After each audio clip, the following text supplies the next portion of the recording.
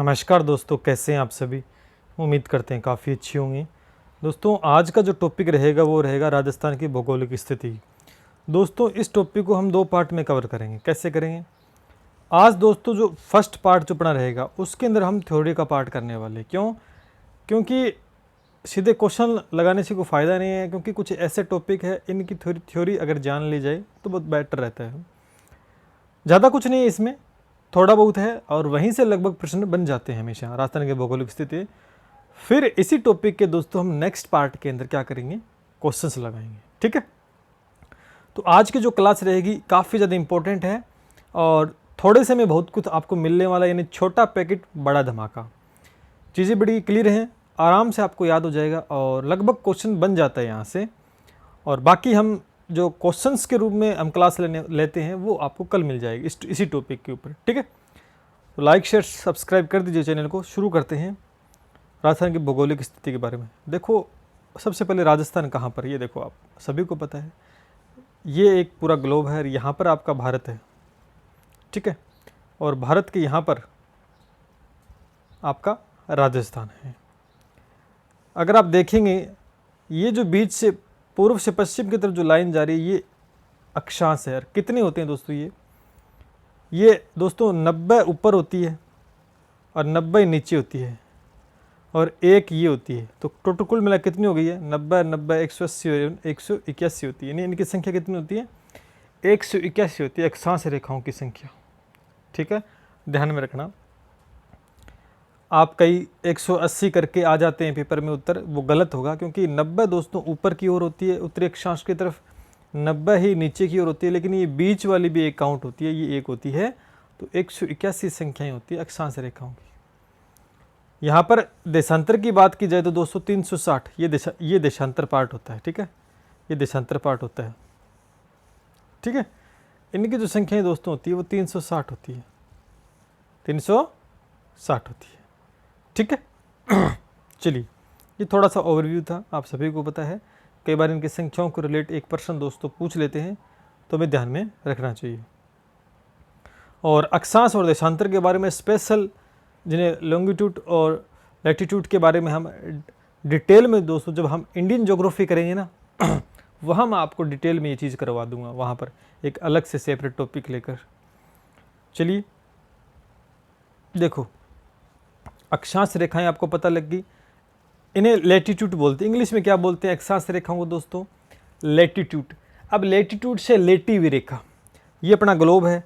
ये जो रेखा है ये कैसे लग रही है आपको? ऐसे लग रही है लेटी हुई। सोते हैं तो यही पोजीशन रहती है, तो इन्हें लैटिट्यूड के नाम से जानते हैं। इंग्लिश में जो लेटी हुई रेखाएं उन्हें हम क्या बोलते हैं? उन्हें हम अक्षांश रेखाएं बोलते हैं। इस ऐसे करके आप याद रख सकते हैं। ठीक है, इन अक्षांश रेखाओं का कार्य क्या होता है? अब ये तो पता लग गया अक्षांश रेखाएं इतनी होती हैं, क्या काम करती है तो पता होना चाहिए दोस्तों। ये तो पता है कि इनकी 181 संख्या होती है, 90 उत्तरी अक्षांश की तरफ, 90 दक्षिण अक्षांश की तरफ और बीच वाली एक कर्क रेखा। दोस्तों मेन जो कार्य होता है ना इस अक्षांश का, तापमान जलवायु को स्थिति का ज्ञान करता है, यानी तापमान और जलवायु की स्थिति का ज्ञान करवाता है। बस इसी के बारे में ये अक्षांश रेखाएं हमें बताती हैं। देशांतर रेखाएं क्या होती है? देशांतर लॉन्गिट्यूड, इस तरह से खड़ी जो रेखाएं इन्हें देशांतर बोलते हैं और इनकी संख्या 360 होती है। ठीक है, खाली समय का ज्ञान दोस्तों ये करवाती है। क्या करवाती है? समय का ज्ञान दोस्तों करवाती है। हमारे भारत देश का जो समय है वो 5.5 डिग्री दोस्तों आगे है। एक थोड़ा सा समझाऊं मैं, ये आपका एक ग्लोब है, यहाँ पर ये अक्षांश रेखाएं इस तरह से होती है।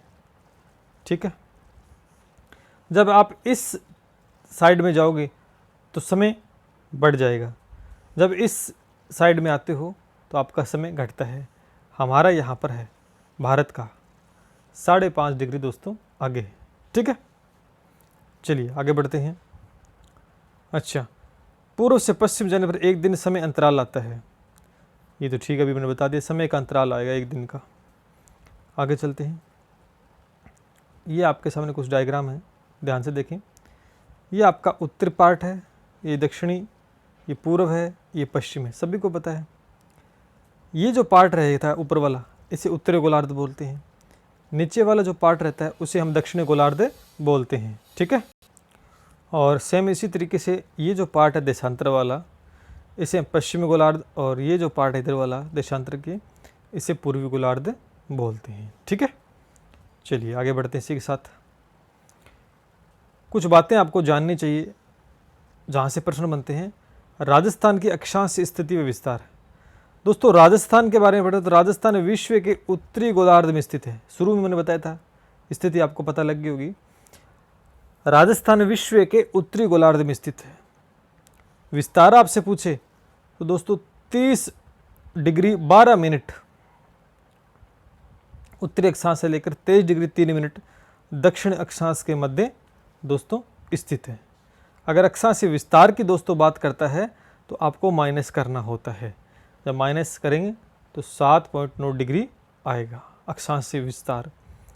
ये आपको ध्यान देखो दोस्तों याद रखना है। लगभग यहाँ से प्रश्न पूछ लेता कई बार, ये कई बार भूल जाते हैं, आगे बहुत ज़्यादा याद नहीं रहता, लेकिन याद रखना है आपको, क्योंकि प्रश्न बनेगा तो इन्हीं से प्रश्न घूम के बनता है।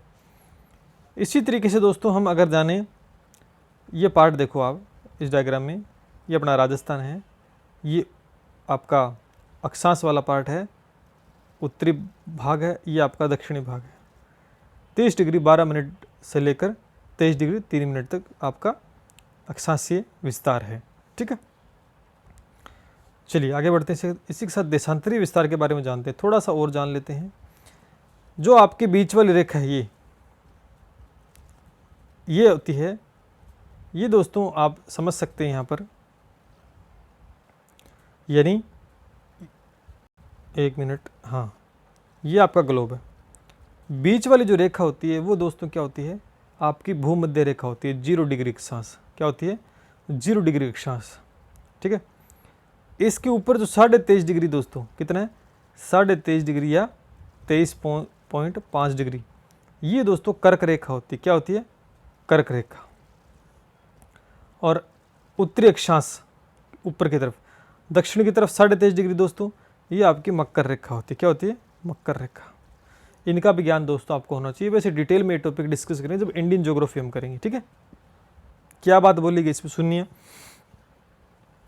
कह रहा है कि 23.5 डिग्री उत्तरी अक्षांश यानी कर्क रेखा राजस्थान के डूंगरपुर जिले की दक्षिण सीमा को छूती हुई बांसवाड़ा से होकर निकलती है। बहुत इंपॉर्टेंट पार्ट है, ये आपको ध्यान में दोस्तों रखना है। ठीक है, ये जो कर्क रेखा है ना, राजस्थान के डूंगरपुर जिले के दक्षिण सीमा को छूती हुई बांसवाड़ा से होकर गुजरती है, निकलती है। तो यहाँ से प्रश्न बन सकता है। ठीक है, चलिए अब मैंने समझा दिया आपको।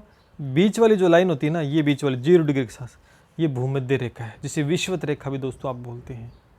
ठीक है, उत्तर की तरफ चलेंगे 23.5 डिग्री, ये आपका मकर रेखा आ जाएगा, और नीचे की तरफ दक्षिण अक्षांश की तरफ चलेंगे तो आपकी मकर रेखा आ जाएगी, और ऊपर कर्क रेखा। ठीक है, 23.5 डिग्री। चलिए भैया आगे बढ़ते हैं। ये कुछ देशांतरी विस्तार के बारे में हम बात करते हैं। देशांतरी विस्तार इस तरीके से, ठीक है, पूर्व से पश्चिम की तरफ ये 78 डिग्री 17 मिनट, ये यहाँ पे थोड़ा धुंधला दिखाई दे रहा है आपको, 78 डिग्री 17 मिनट, और यहाँ पर दोस्तों 69.30। ठीक है, इतना आपको पूर्वी देशांतर ध्यान करना है। ठीक है, तो 78.17 डिग्री पूर्वी देशांतर से लेकर यहाँ पर 69.30 डिग्री पूर्वी देशांतर। आगे चलिए, थोड़ा डिटेल में लिखा भी हुआ है, वहाँ से ज़्यादा समझ में आएगा, यहाँ दिखाई नहीं दे रहा आपको। विस्तार देखिए दोस्तों, ये रहा विस्तार। आपसे विस्तार पूछे तो आपको माइनस करना है, सीधा पूछे तो आपको डायरेक्ट बताना है। 78.17 डिग्री से लेकर पूर्वी देशांतर से लेकर 69 डिग्री 30 मिनट पूर्वी देशांतर। ठीक है, अब आप देखेंगे इसी के अंदर एक बेहतरीन क्वेश्चन बनता है दोस्तों। यहाँ पर 82.5 डिग्री पूर्वी देशांतर भारत का मानक समय बताती है। देखो 82.5 डिग्री यानी इस तरीके से, ये अपना भारत मान लो आप, ये भारत मान लो आप, यहाँ से एक लाइन गुजरती है जो 82.5 डिग्री पूर्वी देशांतर है। ठीक है ना, ये लाइन 82.5 पूर्वी देशांतर है, भारत का मानक समय दोस्तों बताती है, जो कि इलाहाबाद के नैनी से होकर गुजरती है। ठीक है, नोट करके आपको ध्यान रखना कि राजस्थान के धौलपुर व जैसलमेर कि मध्य सूर्य उदय व अस्त में 36 मिनट का अंतर पाया जाता है। इंपॉर्टेंट है कि राजस्थान के धौलपुर व जैसलमेर के मध्य सूर्य उदय व अस्त में कितने मिनट का अंतर मिलता है। आपको अगर क्वेश्चन पूछे तो 36 मिनट का दोस्तों अंतर पाया जाता है। ठीक है, ज़्यादा कोई बड़ी बात नहीं, थोड़ी थोड़ी चीज़ें आपसे पूछी जाएंगी, इतना ही इसमें पार्ट है। अब राजस्थान का विस्तार हम जानते हैं इसमें थोड़ा सा। इनसे प्रश्न तो नहीं बनते आजकल तो, क्योंकि पहले यहाँ से प्रश्न बनते थे दोस्तों, काफ़ी ज़्यादा आया करते थे। अब तो काफ़ी ज़्यादा बदल गया पैटर्न, फिर भी एक बार आपको ध्यान रखना है। उत्तर में कोणा गांव से स्टार्ट होता है विस्तार, गंगानगर जिले से, और दक्षिण में बांसवाड़ा बोरकुंडा गांव तक, और ये बीच की जो डिस्टेंस होती है आपकी उत्तर से दक्षिण 826 किलोमीटर है। इसी तरीके से अगर आप देखेंगे यहाँ पर पूर्व से पश्चिम की तरफ, पूर्व में दोस्तों धौलपुर सिलाना गांव है, और पश्चिम में आपका कटरा गांव जैसलमेर के अंदर स्थित है, और ये 869 किलोमीटर की दूरी बीच के पूर्व से पश्चिम लंबाई है राजस्थान की। ठीक है, ये भी आपको ध्यान में रखना है। आजकल ये लंबाई के प्रश्न नहीं बनते, बहुत कम पूछते हैं, अगर पूछ ले तो पूछ ले, अगर बिल्कुल इजी बनाएगा तो पूछ लेगा, यहाँ से कोई बड़ी बात नहीं है। तो ये आपको नॉर्मल थोड़ा ध्यान रखना है। ठीक है, अब कुछ बातें डिटेल में हम उनको जानेंगे। पॉइंट नंबर फर्स्ट में देखो, कह रहा है कि राजस्थान की उत्तरी सीमा पर स्थित गांव कौन सा है। अगर आपसे प्रश्न पूछ ले तो कोणा गांव गंगानगर तहसील, गंगानगर जिला ही है। ठीक है, कोणा गांव से स्टार्ट होता है। इसी तरीके से दोस्तों राजस्थान के दक्षिण सीमा पर स्थित गांव कौन सा है, आपसे प्रश्न पूछ ले तो बोरकुंडा गांव है, कुशलगढ़ तहसील है, बांसवाड़ा जिला के अंदर है। थोड़ा डिटेल में वहाँ पर सीधा मेंशन था। फिर राजस्थान के पूर्वी सीमा पर स्थित गांव कौन सा है। पूर्वी सीमा पूछेगा, पश्चिमी सीमा पूछे, मैंने बता दिया, वैसे डिटेल में राइट भी किया हुआ है। ठीक है, सिलाना गांव है, राजाखेड़ा तहसील, धौलपुर जिले में। अगला, राजस्थान के पश्चिमी सीमा पर स्थित गांव कौन सा है। कटरा गांव है, सम तहसील जैसलमेर जिला। आपको उत्तर से दक्षिण लंबाई पूछी तो 826 किलोमीटर है, ये सबको पता है। पूर्व से पश्चिम ये 869 किलोमीटर है। और यहाँ पर राजस्थान की लंबाई और चौड़ाई का जो अंतराल आपसे पूछेगा तो आपको माइनस करना, 43 किलोमीटर आएगा। राजस्थान का क्षेत्र 3,42,239 वर्ग किलोमीटर है। और भारत के क्षेत्र में राजस्थान में कितना हिस्सा है, इसमें टाइप नहीं हुई, 10.41% है। कितना है, 10.41% है। भारत का सबसे बड़ा राज्य क्षेत्रफल की दृष्टि से दोस्तों राजस्थान है। ठीक है ना, क्षेत्रफल की दृष्टि से राजस्थान है। अन्य बड़े राज्यों के नाम जैसे मध्य प्रदेश, महाराष्ट्र, उत्तर प्रदेश, आंध्र प्रदेश है, ये नहीं पूछेगा। 12 नंबर में आप देखेंगे पॉइंट में कि 1 नवंबर 2000 में मध्य प्रदेश से छत्तीसगढ़ अलग होने के बाद राजस्थान बड़ा राज्य बना था। यानी ठीक है, मध्य प्रदेश से छत्तीसगढ़ अलग हो गया था, तब जाकर राजस्थान बड़ा राज्य बना था। ठीक है, राजस्थान के क्षेत्रफल में बड़े जिले कौन से हैं, ये भी प्रश्न पूछ सकता है। तो जैसलमेर है, बाड़मेर है, बीकानेर है। छोटे जिले पूछे धौलपुर है, दौसा है, डूंगरपुर है। ठीक है, ये तो कुछ ये एक बेसिक सा पार्ट था जो हमने डिस्कस किया, मतलब भौतिक जो स्थिति है उसके बारे में हम जाना।